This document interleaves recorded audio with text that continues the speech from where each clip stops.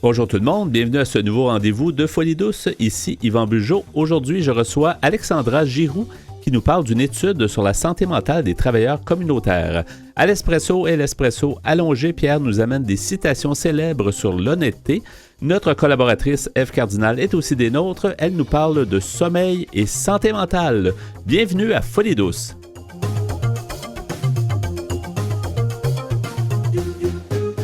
Vous êtes branchés sur Folie douce. Soyez au courant des multiples thèmes de la santé émotionnelle. J'accueille maintenant mon invité, Alexandra Giroux. Bonjour, Alexandra. Bonjour. Bonjour, bienvenue à l'émission Folie douce. Merci. On va parler ensemble d'une étude qui est quand même intéressante. On va en apprendre vraiment plus. C'est sur la santé psychologique des travailleurs et travailleuses communautaires. On ne s'intéresse pas tant que ça, ou en tout cas si souvent que ça, à ces travailleurs qui, jour après jour, ont eux aussi peut-être certaines difficultés. Donc, c'est intéressant de s'y intéresser. Comment on peut présenter l'étude? D'abord, peut-être, c'est issu de quel endroit, cette étude? Oui, donc dans le fond, moi, je suis étudiante au doctorat en psychologie industrielle, organisationnelle ou du travail et des organisations à l'UQAM. Oui. Ma directrice de recherche, c'est Sophie Meunier. Donc, Sophie Meunier, c'est une chercheuse, mais aussi une professionnelle là, psychologue qui travaille là, dans le milieu du travail et des organisations. Donc, elle s'intéresse beaucoup à la santé psychologique au travail. Puis, justement, là, elle a travaillé beaucoup dans le milieu communautaire, surtout avec Janie Hull, qui est aussi psychologue communautaire à l'UQAM. Donc, pendant ces années de travail là, en tant que professionnelle de recherche avec Janie Hull, elle a développé un grand intérêt pour le milieu communautaire. Puis, elle voulait allier justement ces deux passions, donc le milieu travail et le milieu communautaire, d'où est venue l'idée là, de la recherche, justement, de faire une recherche sur la santé psychologique des travailleurs et travailleuses du milieu communautaire. Et je pense qu'il y a aussi, comme un des instigateurs, si on veut, c'est le Raccord en santé mentale, qui est bien connu, là, qui est l'organisation qui regroupe beaucoup d'organismes, justement, dans la région du Grand Montréal. Oui, exactement. Le Raccord, c'est notre partenaire depuis jour 1. Donc, c'est avec eux qu'on fait affaire. C'est nos consultants premiers. Parce que c'est sûr, nous, on vient du monde de la recherche. On connaît un petit peu le milieu communautaire avec des expériences là, professionnelles au niveau de Sophie, puis moi aussi. Mais on n'a pas nécessairement les termes, on connaît pas nécessairement comment que ça fonctionne, le milieu communautaire. Donc, ce partenaire-là nous permet là, de mieux comprendre, en fait, le milieu communautaire, puis ça nous permet de vraiment situer là, les résultats de nos recherches. Donc, c'est vraiment un partenaire là, qui nous tient à cœur. Oui. Et si on parle de cette recherche-là, est-ce qu'elle a un nom ou c'est plus... en fait, on le mentionnait tantôt sur la santé psychologique des travailleurs et travailleuses communautaires, mais comment on peut présenter le contenu, peut-être, de cette étude? Nous, dans le fond, on l'a appelé « Engagé envers ma santé ». Parce que les travailleurs du milieu communautaire sont très engagés envers la santé des autres, mais on voulait qu'ils soient engagés envers leur santé psychologique à eux aussi. Donc, c'était un peu notre slogan pour essayer de les accrocher. Mais on la nomme de plusieurs façons, mais on peut dire là, juste la santé psychologique des travailleurs. Et c'est de tout type d'organisation, finalement, communautaire, parce qu'on ne parle pas juste d'organisation de santé mentale. Est-ce qu'il y a plusieurs types d'organisations? C'est ça. En fait, principalement, vu que le Raccord, c'est notre partenaire, c'est sûr qu'on avait une plus grande représentation dans les résultats des gens qui provenaient d'organismes de santé et services sociaux. Mais évidemment, là, ça s'est promené sur Facebook, cette étude-là. Donc, il y a beaucoup de gens là, qui sont sortis, là, même de Montréal. C'est sorti de Montréal, c'est allé même en Gaspésie. Donc, c'était quand même assez étonnant. Mais c'était ouvert à tous quand même. Là. Donc, oui, c'est prédominant au niveau de la santé et services sociaux, mais oui, c'est sûr qu'il y a des gens qui venaient là, de d'autres milieux. Et qu'est-ce qu'on vise avec ça? Est-ce qu'on vise à mieux prémunir les travailleurs pour qu'ils maintiennent une meilleure santé, ou est-ce qu'on veut faire un portrait de ce qui se passe, puis est-ce qu'il y a plusieurs buts, en fait, à la recherche? Bien, c'est sûr qu'on veut les aider, c'est des organismes à but non lucratif, donc ils n'ont pas beaucoup de sous. Souvent, c'est difficile d'avoir des subventions, ils vivent dans le brouhaha de toujours courir après l'argent, courir après le temps, donc oui, on veut d'une part essayer de leur donner des solutions, en fait, plus leur donner un portrait pour qu'ils trouvent les solutions, parce que c'est sûr que même si nous, on amène des solutions en tant que chercheurs, on sort un peu de leur domaine, donc qu'eux s'approprient les résultats puis qu'ils fassent ce qu'ils peuvent avec ça. Mais c'était surtout aussi de faire reconnaître le milieu communautaire. C'est un milieu qu'on parle très peu. Donc, le milieu communautaire, là, il est très important pour le fonctionnement de la société.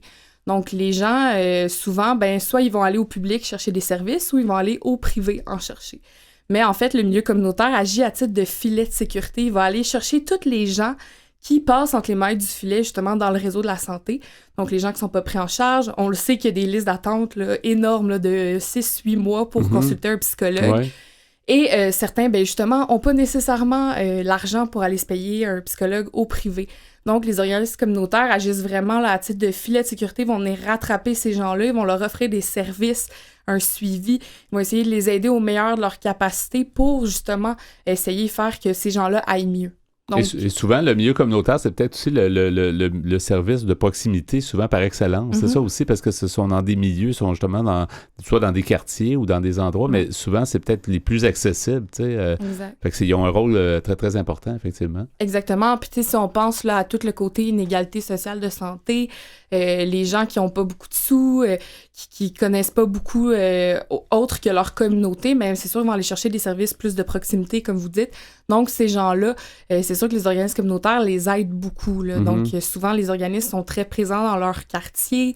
Ils ont des valeurs aussi qu'ils vont aller chercher au niveau de leur communauté. Donc, c'est souvent... peut-être, oui, un dernier recours pour certaines personnes, mais pour d'autres, c'est le premier choix. Oui, oui. On est en compagnie donc d'Alexandra Giroux. On parle de l'étude sur la santé psychologique des travailleurs et travailleuses communautaires. Je me demandais la méthodologie, comment fonctionner? Est-ce que c'est des rencontres? Chaque étude a comme sa façon de faire, oui. mais... En fait, c'est que notre étude était une étude mixte, donc c'était fait en 2 volets. Le premier volet s'est déroulé là, en quand même une bonne année. Là. On a fait des groupes de discussion. Le but, c'était en fait d'aller identifier c'est quoi les demandes puis les ressources du travail là, dans le milieu communautaire. Les demandes, c'est ce qui vient favoriser l'épuisement professionnel, puis les ressources, c'est ce qui vient aider là, au bien-être psychologique. Ouais. Donc, nous, on connaissait pas vraiment le milieu. Il y a très peu d'études sur ce milieu-là, justement. Donc, oui, il n'est pas reconnu au niveau de la société, mais il n'est pas reconnu non plus au niveau là, de la recherche. Donc, le but, c'était d'aller chercher les témoignages des travailleurs du milieu communautaire. Qu'est-ce qui vous aide au travail, puis qu'est-ce qui vous nuit, finalement. Donc, à partir de ça, on a découvert là, des ressources et des demandes qu'on a pu aller mesurer dans un deuxième temps, dans un sondage en ligne qu'on a fait en novembre 2019 jusqu'à janvier. Donc, on a recruté 851 participants, donc des travailleurs, travailleuses du milieu communautaire, qui ont répondu là, justement à ce sondage-là pour savoir ce qu'on avait identifié dans les groupes de discussion. C'était lesquels qui étaient le plus associés, par exemple, au bien-être, lesquels étaient plus associés à l'épuisement, puis lesquels étaient les plus importantes ou les plus présentes dans le milieu. C'est quand même beaucoup de monde, tu sais, plus de 800 personnes. C'est ça qui est intéressant pour avoir vraiment le plus d'informations possibles. Puis vous avez quand même, je pense, eu certaines publications, je pense, en juin 2020, là, où les premières... Oui, c'est ça. En effet, on a mesuré pas mal de choses. Là. C'était quand même un long questionnaire. Ouais. Mais c'est ça, en fait, on a fait un webinaire là, au début juin pour présenter les principaux résultats parce qu'on savait que dans le milieu, c'était quelque chose de très important. On nous le demandait beaucoup. Donc, on avait quand même pas mal de personnes qui étaient présentes. On a pu leur présenter là, les principaux résultats. Oui. Les résultats, finalement, comment on veut s'en servir? Est-ce que le RACOR a déjà peut-être certaines idées ou est-ce que vous leur proposez de dire, par exemple, vous devriez peut-être... avec les résultats que vous avez, est-ce que ça peut se prévoir ou si ça va être vraiment comme d'abord de publier ça, d'en prendre connaissance, puis les acteurs verront ce qu'ils vont faire avec? Bien, c'est ça. Donc, chaque organisme communautaire fonctionne de façon différente. Il y a des choses qu'on a pu identifier qui ne sont pas nécessairement présents dans tous les milieux de travail, on s'entend. Donc, nous, ce qu'on leur propose à ces gens-là, c'est que nous, on a fait un portrait de la situation. Donc, aller consulter, dans le fond, les rapports qu'on va publier, regarder ça en équipe, essayer de voir qu'est-ce qui est présent dans votre milieu de travail, qu'est-ce qui ne l'est pas, et ensuite essayer de trouver des solutions de votre côté en équipe pour améliorer la situation. Est-ce qu'on peut dire ce qui est ressorti dans les premiers résultats? Oui. On parlait de juin 2020, donner une petite idée de la chose. En fait, c'est que nous, dans le fond, en psychologie du travail, puis de plus en plus en psychologie, on a une vision qui est double de la santé mentale. Donc, on va dire que la santé mentale, c'est pas nécessairement une absence de symptômes négatifs, mais c'est également une présence d'absence positive. Donc, on peut avoir les deux. Et sur un graphique en axe là, bidirectionnel qu'on appelle, on peut avoir là, différents scénarios. Puis, les travailleurs du milieu communautaire se retrouvent dans le scénario qui vivent beaucoup de détresse au travail. On avait quand même 1 personne sur 5 dans le sondage qui vivait de l'épuisement professionnel. Donc, c'est quand même énorme. Donc, un travailleur communautaire là, sur 5, c'est beaucoup. C'est ça. Puis si on pense, par exemple, à une équipe de travail de 10 personnes, il y en a 2 là-dedans qui vivent de l'épuisement professionnel. Et certains organismes, il y a peu d'employés, donc peu de travailleurs. Ça commence à être impacté beaucoup. Là. Exactement. Mais en même temps, d'un autre côté, ce qu'on voyait, c'est que les travailleurs du milieu communautaire vivaient beaucoup de bien-être au travail. Donc, on voyait la présence des 2 axes, en fait, des 2 composantes de l'axe qui étaient très forts. Donc, on est vraiment content qu'ils soient très forts sur le bien-être, mais là, ce qu'il faut faire, c'est essayer de diminuer l'aspect épuisement professionnel. Et comment on fait ça? Parce que c'est sûr que c'est un milieu, tous les milieux de travail sont exigeants, mais quand on parle de relations humaines puis de ressources, souvent, on fait beaucoup avec peu. C'est une grande question, mais comment on peut se prémunir ou comment on peut essayer d'éviter justement l'épuisement professionnel? Bien, c'est ça. On a identifié, en fait, 2 demandes, donc ce qui viennent favoriser le plus l'épuisement professionnel, puis c'était la charge quantitative de travail, donc la to-do list qu'on a à tous les jours, à quel point ça s'accumule, mais aussi la culpabilité au travail. Et ce qu'on a vu, c'est que justement, c'est des gens qui sont très investis au travail, qui vont avoir beaucoup de tâches, puis vont se sentir mal de s'absenter du travail parce qu'ils sont malades. Puis ils vont aller faire du présentéisme, donc d'être présent au travail, mais de pas être capable de vraiment travailler juste parce qu'ils veulent pas donner une charge supplémentaire de travail à leurs collègues de travail. Oui, c'est ça. Mais le côté charge de travail, là, c'est difficile à diminuer quand même. Donc, qu'est-ce qui pourrait permettre de diminuer ça? Bien, c'est sûr que les organismes communautaires, ils courent après l'argent, ils courent après les subventions, ils sont pas reconnus. Donc, évidemment, ils peuvent essayer de diminuer la charge de travail, mais c'est sûr que s'ils doivent toujours courir après l'argent puis essayer d'avoir des subventions pour survivre, bien, c'est difficile pour eux de diminuer leur charge de travail sans avoir plus d'argent. Et c'est peut-être aussi de prendre conscience qu'on peut pas tout faire. Malheureusement, on pourra pas être toujours au-dessus de tout, puis peut-être que c'est juste ça, puis d'être, comme on dit, au lieu de faire du présentéisme, peut-être d'être là à 100% quand on est là, puis ce qu'on pourra faire, on va mieux le faire. Peut-être, c'est peut-être ça aussi de comprendre. Oui, c'est ça, mais c'est surtout aussi que c'est des gens qui se donnent beaucoup au travail, tu sais, puis ils voient l'impact qu'ils ont, puis ils sont très valorisés par leur travail, donc ils vont essayer toujours d'en donner plus. Ils veulent pas que le fait, par exemple, qu'ils se font couper dans leurs subventions, ça va venir impacter le service qu'ils vont donner à leurs utilisateurs, à leurs participants. Donc, ils vont toujours en donner plus. Tu sais, c'est vraiment, ils s'oublient un peu là-dedans. Et en fait, c'est que une des problématiques au niveau de l'octroi des subventions, c'est que ils ont une subvention de base là, qui s'appelle le PSA, qui habituellement, qui est comme un fonds, mais c'est jamais assez pour garder l'organisme roulé, payer les locaux, payer les employés. Donc, ce qu'ils vont faire, c'est qu'ils vont faire des demandes de subventions par projet. Mais là, c'est 10 000 par-ci, 10 000 par-là. Donc, c'est sûr que pour eux, plus qu'ils ont de projets, plus qu'ils ont de l'argent, plus qu'ils sont capables de bien vivre, mais plus de tâches qu'ils ont. Puis ça demande beaucoup d'efforts pour préparer chaque chose. C'est jamais récurrent, hein, c'est ça? À part le PSA, c'est pas récurrent. Il reste quelques secondes, mais ce serait intéressant de nommer peut-être les gens qui veulent en savoir plus, que ce soit quand vous publiez des choses. Ça, je pense qu'ils peuvent s'informer sur une page Facebook que vous avez. C'est ça. Notre page s'appelle le Laboratoire de recherche en santé au travail. OK. Donc, le LRST. Fait qu'en cherchant ça, normalement, on devrait tomber sur votre page où il y a justement, à chaque fois que ça évolue, ben on peut prendre connaissance des choses. Exactement. Sinon, vous pouvez aller sur la page Facebook du Raccord, également en santé mentale. Ils publient pas mal tout ce qu'on publie là aussi. C'est intéressant. Merci beaucoup, Alexandra Giroux, d'avoir été des nôtres. C'est instructif. C'est bien de pouvoir en savoir plus justement sur cet aspect-là de la santé mentale. Merci beaucoup d'avoir été des nôtres. Merci de m'avoir invité. Merci. À la prochaine. Au revoir. À la prochaine.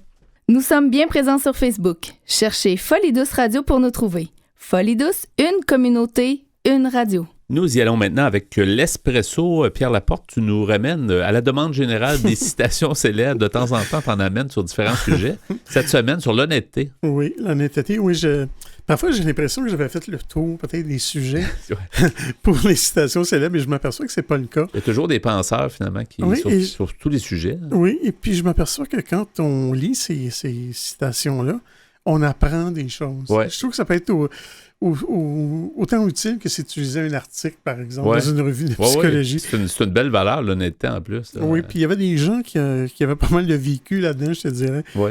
Ils savaient de quoi ils parlent. Il y en a d'autres qui sont misogynes, il y en a d'autres qui sont drôles, d'autres sarcastiques. En tout cas, on va découvrir ça. Oui, c'est ça. Alors, oui, l'honnêteté. Il y avait Nelson Mandela homme d'État et président, décédé en 2013. Il avait dit sur l'honnêteté, la sincérité, la simplicité, l'humilité, la générosité, l'absence de vanité, la capacité à servir les autres sont les véritables fondations de notre vie spirituelle. Spécialement, Nelson Mandela, j'ai lu souvent des choses de lui, puis effectivement, il y a tellement des bonnes citations. Là. Ouais. Ça, c'est un modèle, définitivement. Ouais, c'est un grand homme. Ouais. Il y avait un proverbe oriental qui dit « Avoir de l'honnêteté et de la considération pour les méchants et pour de malhonnêtes gens, c'est cultiver une épine et nourrir un serpent dans son sein. » Ah, OK. Ça, c'est difficile de ne pas être d'accord avec ça. Il y a Épicure, un philosophe décédé en l'an 270 avant Jésus-Christ. Il avait dit « Une vie heureuse est impossible sans la sagesse, l'honnêteté et la justice. Et celles-ci, à leur tour, sont inséparables d'une vie heureuse. » Oui, tout à fait. Puis l'honnêteté, on ne peut jamais se tromper avec l'honnêteté. C'est ça que je me dis. Tu sais, les gens qui essaient de mentir ou de jouer avec leurs mensonges, ben, quand ils sont honnêtes, ils seront toujours honnêtes. Ça sera toujours la même chose. Oui, il y en a qui disent qu'on ne se rappelle pas de nos mensonges, mais on se rappelle de quand on a dit la vérité. Ben, c'est ça. Puis en fait, c'est la chose la plus vraie. Ouais. Il y a Eugène Labiche, artiste et dramaturge, décédé en 1888. Il avait dit « Elle respirait l'honnêteté. Seulement, elle avait la respiration très courte. » Ah oui, c'est comme une insulte. Pas mal. Il y avait M. Richard Jenny, comique et acteur américain, décédé en 2007. Il avait dit « L'honnêteté est la clé des relations humaines. Si vous pouvez la feindre, vous êtes tranquille. » Ouais. Mais si on peut ne pas la feindre, c'est encore mieux. Oui, ça c'est encore mieux. Plus reposant. Oui, il y a Blaise Pascal, philosophe et mathématicien français, oui. Il avait dit « L'intégrité est la recherche de l'honnêteté à soi et non la recherche de l'intégration aux autres. » Oui, c'est vrai. C'est d'abord envers soi, effectivement. Ouais. Il y a Charles Perrault, artiste et écrivain très connu pour avoir écrit des contes comme Le Petit Chaperon Rouge et Le Chat botté, etc. Il avait dit « L'honnêteté coûte des soins et veut un peu de complaisance, mais tôt ou tard, elle a sa récompense, et souvent dans le temps qu'on y pense le moins. » Ouais. Il y a Rekia Limam, entrepreneur, c'est une femme entrepreneur ou entrepreneuse contemporaine spécialisée dans le secteur d'activité de la traduction. Donc, une contemporaine, si l'on veut, elle avait dit « L'honnêteté est devenue un fardeau que seules les robustes épaules peuvent porter. » Il y a Anton Tchekhov, artiste, dramaturge et écrivain bien connu, russe. Il avait dit « Nous savons tous ce qu'est une action malhonnête, mais ce qu'est l'honnêteté, personne ne le sait. » Il y a Sandra Benitez, romancière américaine, qui avait dit « Dans l'honnêteté mordante du sel, la mer révèle ses secrets à ceux qui savent écouter. » Très poétique. Oui. Il y a Edmond et Jules de Goncourt. C'était deux frères écrivains français du 19e siècle qui ont écrit en collaboration. Ils avaient dit « Ce que l'adultère fait perdre à la bourgeoisie, ce n'est pas ce que les grandes dames appellent de ce grand mot l'honneur. C'est ce que les petites gens appellent de ce mot étroit mais précis, l'honnêteté. » Oui, d'accord avec ça? Ouais. Il y a Stepan Yamensky, écrivain, penseur, pratiquant d'arts martiaux. Il avait dit « L'honnêteté envers soi-même, c'est de refuser ce que l'on ne mérite pas. » Il y a Jules Renard, artiste écrivain décédé en 1910. Il avait dit « Ce serait beau l'honnêteté d'un avocat qui demanderait la condamnation de son client. » Dans le sens où, ouais, des fois, ils sont pris pour défendre des gens qui n'ont pas très bonne... Ouais, effectivement. Ouais. Il y a Salvatore Di Giovanna, artiste français. Il avait dit « L'honnêteté est au-dessus de la franchise et de la spontanéité. » Il y a Mark Twain, célèbre acteur, artiste, comique, écrivain américain. Il avait dit « L'honnêteté est la meilleure des lignes de conduite lorsqu'il y a de l'argent à la clé. » Ouais. Il y a Relax Zen Corinne Maillère, qui est praticienne en réflexologie plantaire. Pas un vrai nom. Sûrement pas, mais c'est une personne d'aujourd'hui, une vraie personne, contemporaine, oui, née en 1964. C'est une Française, elle a déjà dit « L'honnêteté sera ta liberté, car elle t'aura acquitté de tout ton poids de culpabilité. » Il Il y a Charles de Gaulle, lui, on le connaît, chef d'État français décédé en 1970, il avait dit « Tout peut un jour arriver, même qu'un acte conforme à l'honneur et à l'honnêteté apparaisse en fin de compte comme un bon placement politique. » Ouais. Alors, je m'arrête ici. Et on poursuivra. Oui, toujours intéressant, des citations célèbres, puis on en apprend beaucoup, c'est très, très bien pensé, donc sur l'honnêteté, un peu plus tard à l'émission Folie douce. À venir dans l'émission, Ève Cardinal est avec nous avec son sujet de chronique « Sommeil et santé mentale ». À l'Espresso allongé, Pierre Laporte poursuit avec les citations célèbres sur l'honnêteté. Pour nous trouver sur les divers réseaux sociaux, cherchez Folie douce Radio. Vous écoutez actuellement Folie douce, pionnier en santé mentale depuis 1991. Folie douce, une communauté, une radio.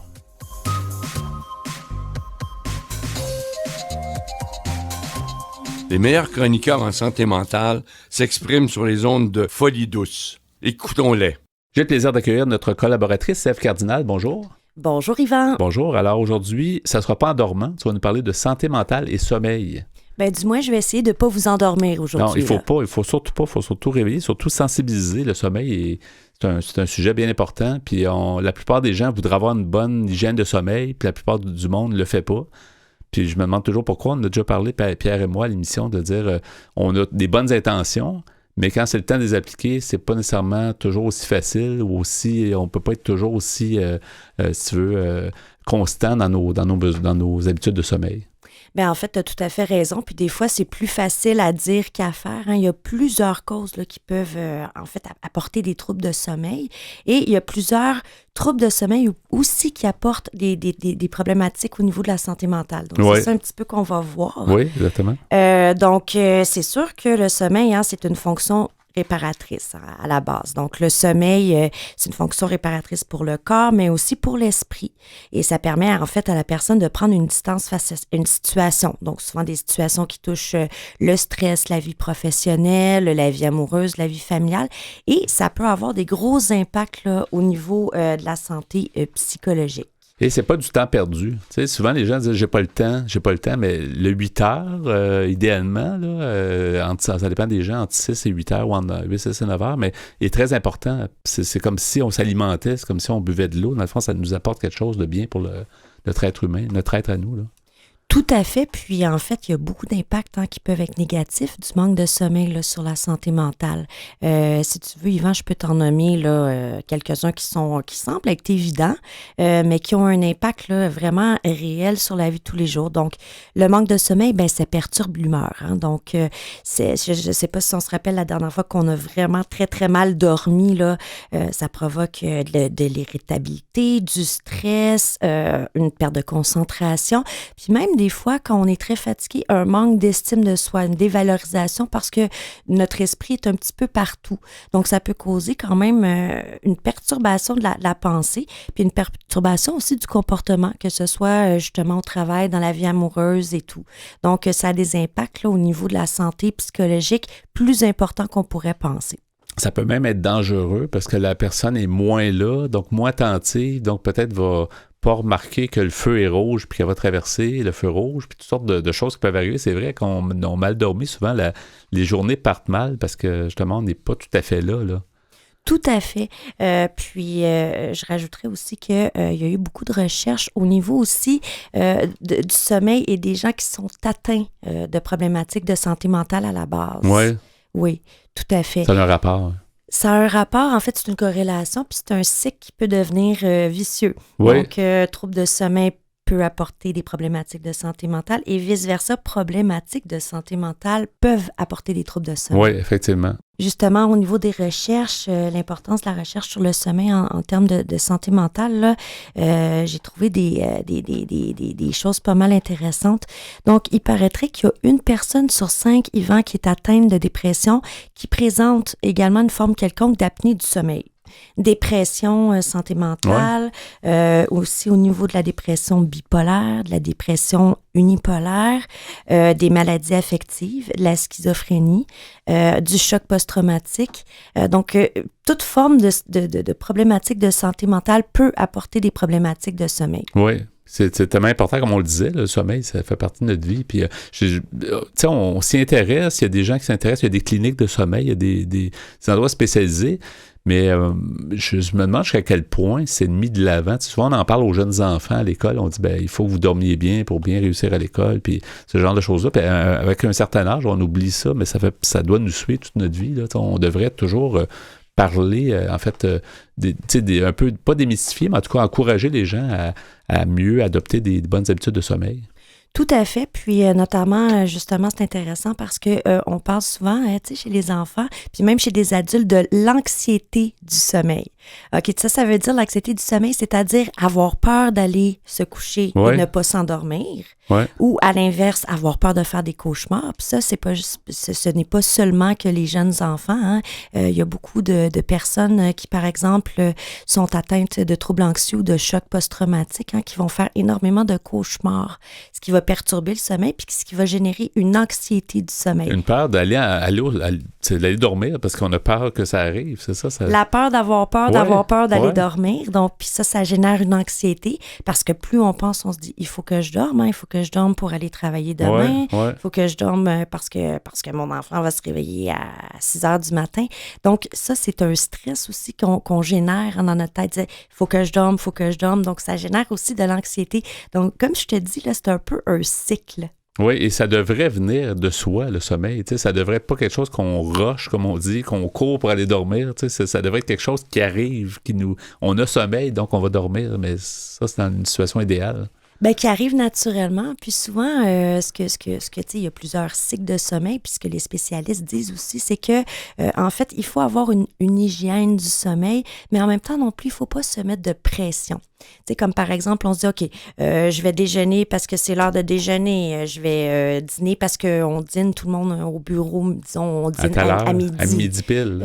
La collation. Donc, c'est la même chose pour le sommeil. Puis souvent, même chez les conjoints, il peut y avoir des cycles de sommeil qui sont très différents, puis qui peuvent générer même des problèmes de sommeil, donc des problèmes au niveau de la santé mentale puis de la santé du couple. Donc ça, c'est un phénomène aussi qui est intéressant. Et tout le monde n'a pas le même besoin de sommeil, n'a pas le même, si tu veux, dort pas nécessairement à la même heure, parce qu'il y a des gens peut-être qui aiment mieux dormir plus tard pour toutes sortes de raisons, puis il y en a d'autres qui aiment mieux dormir plus tôt, donc il ne faut pas non plus dire, on fait comme tout le monde, on doit suivre un peu notre cycle à nous, là.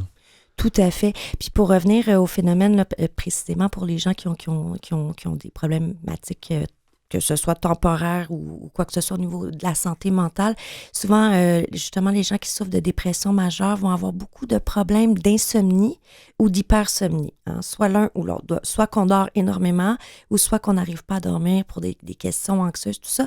Donc ça fait partie d'un phénomène qui peut contribuer en fait à accentuer certains diagnostics, certains symptômes, dont justement, là, selon ce que j'ai lu au niveau des personnes qui souffrent de dépression majeure et de troubles anxieux.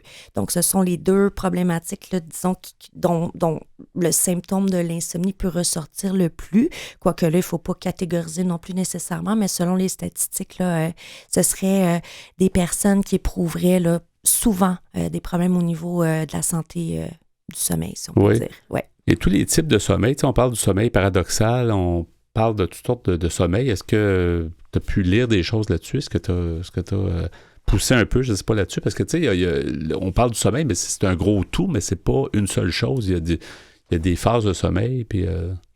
au niveau du sommeil paradoxal, justement, là, quand on fait de l'anxiété, le sommeil paradoxal, c'est le sommeil là, où est-ce qu'on a le plus de temps, en fait que le temps fait en sorte qu'on dort plus profondément, entre guillemets. Qui est le plus réparateur. Le plus réparateur, tout à fait, comme tu dis. Donc, c'est pas nécessairement en termes d'heures, de plage horaire dans la nuit. C'est le corps qui fait ça.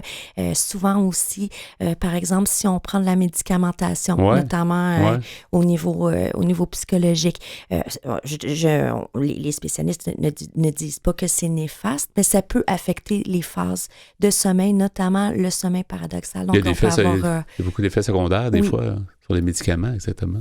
Tu sais, quand on parle de sommeil agité, tu sais, des fois, avant de se réveiller totalement, là, on fait plus de rêves, on se souvient un petit peu plus de ses rêves.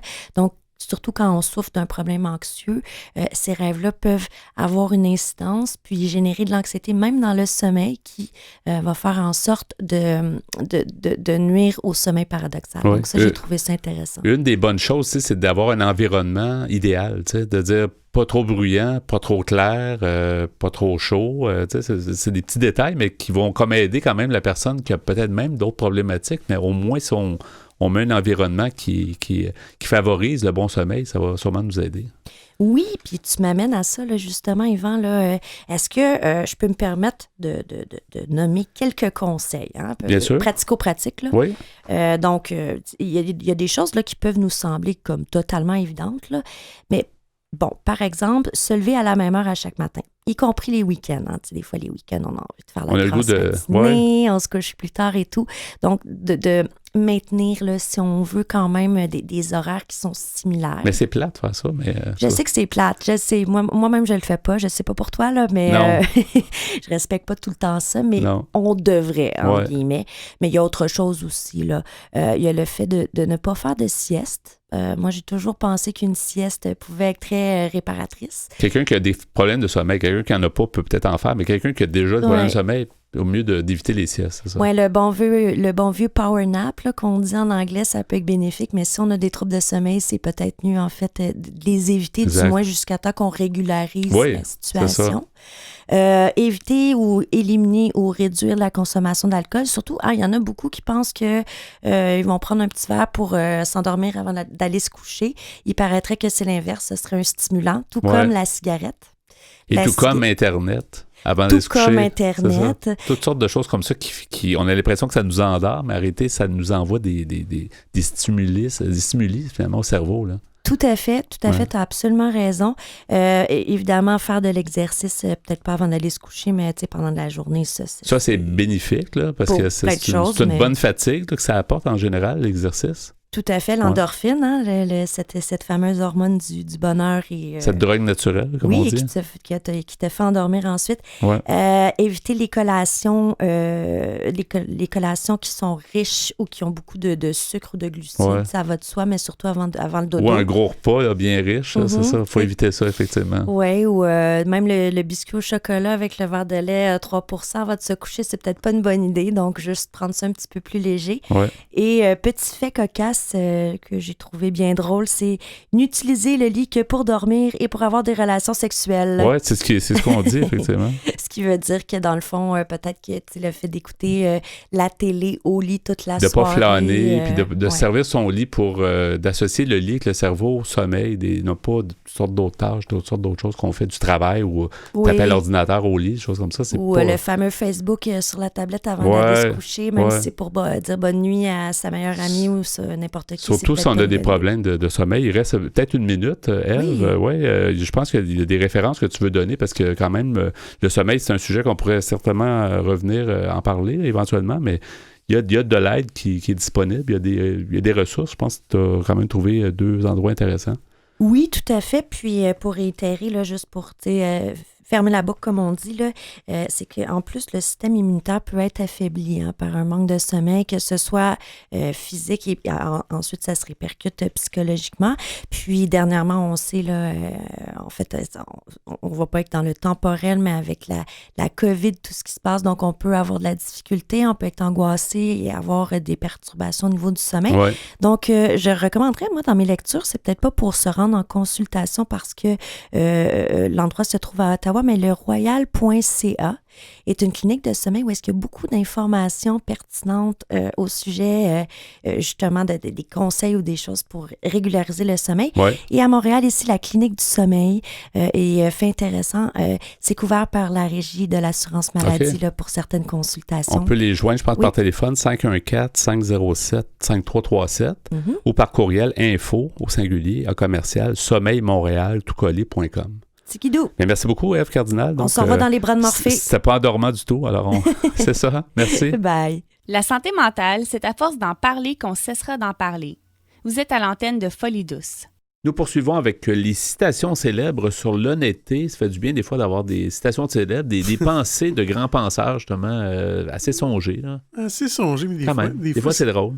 Des fois, c'est drôle, des fois, c'est cynique, des fois, c'est misogyne. Des fois, c'est tiré un peu, ou en tout cas, c'est peut-être dans la tête de la personne, c'est clair, mais c'est peut-être pas si clair pour nous. Mais... J'ai l'impression là-dedans qu'il y en a plusieurs qui ont jamais vu l'honnêteté, souvent. Puis peut-être qu'ils se donnent un défi d'essayer de mieux comprendre. Hein. Oui, ça, c'est sur le site citation célèbre leparisien.fr.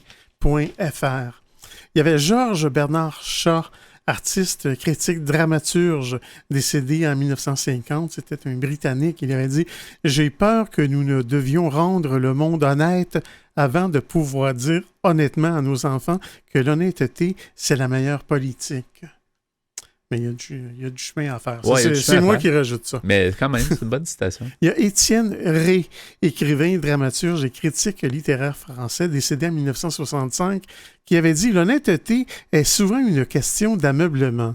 Il est plus difficile à une femme d'être vertueuse avec un divan qu'avec des fauteuils. » Ça, c'est comme tu disais, il y en a des misogynes. Oui, oui, c'est vrai. Il y a Talal Ghosn, chercheur, ex-professeur de nutrition libanais. Il avait dit « Penser, dire et agir selon nos convictions est l'apogée de l'honnêteté. » Il y a Cher, la chanteuse américaine bien connue, qui est née en 1946. Elle avait dit « L'honnêteté me fait sentir puissante dans un monde difficile. » Un monument, ça, Cher. Oui. Il y a John Irving, né le 2 mars 1942, un romancier et scénariste américain. Il avait dit « L'anonymat garantit l'honnêteté. » C'est difficile à la comprendre, ça. Là, mais... Ben, dans le sens que quand tu n'as pas besoin de mentir à personne, là, si tu es anonyme, tu as moins besoin de mentir. C'est comme ça que je la comprends. Oui, peut-être. Il y a François de la Rochefoucauld, un artiste, duc, écrivain et homme d'État français. Il avait dit « L'honnêteté des femmes, c'est souvent l'amour de leur réputation ou de leur repos. » Ouais. Tu vois, t'as encore une misogyne du passé. Ben c'est ça. Quand tu fais des citations célèbres qui datent de plusieurs années, autre temps, c'est sûr qu'il peut y avoir toutes sortes de choses qui ont été dites. Hein. Il y a Mofadel Abderrahim, médecin, chirurgien, auteur marocain. Je m'excuse si je massacre les noms. Tu as mal pratiqué ton arabe récemment. C'est ça? Il avait dit « L'honnêteté est la neutralisation de notre égoïsme exorbitant. » Ouais. C'est vrai que ça peut être des fois, oui. L'égoïsme peut faire partie, oui. Ouais. Il y a un proverbe québécois, tiens donc. L'honnêteté ne fait pas manger. Qui a dit ça? On ne donne pas l'auteur, mais c'est un proverbe québécois. Il y a un certain An Luo Tai Han, un écrivain contemporain dont je ne connais pas l'origine. Il avait dit « L'honnêteté ne nous rendra pas riches, mais dignes de l'être. » Peut-être vietnamien, après la sonorité du nom. Probablement. Il y a Ulrich Wickert, né le 2 décembre 1942 à Tokyo, un journaliste et écrivain allemand. Il avait dit « L'honnêteté, c'est pour les imbéciles. » Ouais, c'est sa façon de voir. C'est ce qu'il avait dit. Il y a Stanislas Jerzy Lec, artiste et écrivain et poète. Il avait dit « L'honnêteté artistique empêche parfois la naissance de l'artiste. » Il y a Alexandre Dumas, fils, artiste et écrivain. Il avait dit « L'honnêteté est la plus grande de toutes les malices parce que c'est la seule que les malins ne prévoient pas. » C'est drôle parce que l'honnêteté, on aurait l'impression que c'est une bonne valeur, mais finalement, il y en a qui le voient comme négatif, c'est ça? Oui, mais je pense qu'il y en a qui voient ça comme quelque chose qui va t'amener à ta perte. Oui, c'est ça. Comme s'il ne fallait pas être trop honnête dans la vie. Ouais. Il y a Graham Greene, un écrivain et scénariste britannique.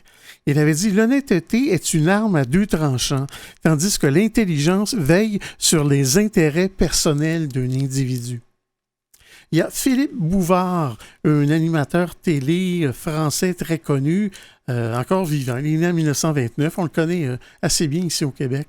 Il avait dit « L'honnêteté dans les affaires consiste à posséder à son compte en banque de l'argent qu'on refuse à ses créanciers. » Il y a Bertrand Blier qui avait dit « L'honnêteté est à la femme ce qu'est le pied de biche à la porte blindée. » Ça, Tu vois? C'est misogyne, qu'est-ce que tu veux que je te dise? C'est ça. Il y a Grace Kelly, l'ancienne actrice célèbre américaine et plus tard reine de Monaco. Elle avait dit « Mon père avait une vision très simple de la vie. Vous n'obtenez rien pour rien. tout doit être gagné par le travail, la persévérance et l'honnêteté. Il y a Tristan Bernard, écrivain et romancier. Il avait dit « L'honnêteté n'est pas un habit des dimanches, mais un vêtement de tous les jours. » Oui, bonne habitude de prendre ça tous les jours. Oui. Il y a Paul Bourget, décédé à Paris le 25 décembre 1935, écrivain et essayiste français. Il avait dit « Le flirt est le péché des honnêtes femmes et l'honnêteté des pécheresses. » Il y a eu beaucoup de justement des pensées sur la femme. Puis je pense que dans les penseurs, c'est arrivé souvent qu'on a... Oui. Ben, merci Pierre. On pourra peut-être y revenir, c'est toujours intéressant, les citations célèbres. Cette fois-ci sur l'honnêteté, donc à Folie Douce. Vous souhaitez écouter l'émission Folie Douce au moment qui vous convient le mieux? Branchez-vous sur notre site web pour accéder à notre canal radio sur YouTube, antenne.qc.ca, antenne.qc.ca. Quelques mots pour conclure ce rendez-vous de Folie Douce. Alors, Pierre Laporte, merci beaucoup pour ta mise en onde. Bienvenue, mon cher. Oui, merci également pour tes blocs Espresso et Espresso à l'allongé où, à la demande générale, tu as ramené les citations célèbres et cette fois-ci sur l'honnêteté. Une belle valeur, finalement, c'est intéressant. Je remercie notre invité en début d'émission, Alexandra Giroux, qui nous a fait connaître une étude sur la santé mentale des travailleurs communautaires. Notre collaboratrice chroniqueuse, Ève Cardinal, nous a amené son sujet « Sommeil et santé mentale ». C'était donc le menu de Folie Douce. Cette semaine, c'est Yvan Bugeaud à l'animation. Bonne semaine à tous et à la prochaine Folie Douce. Au revoir.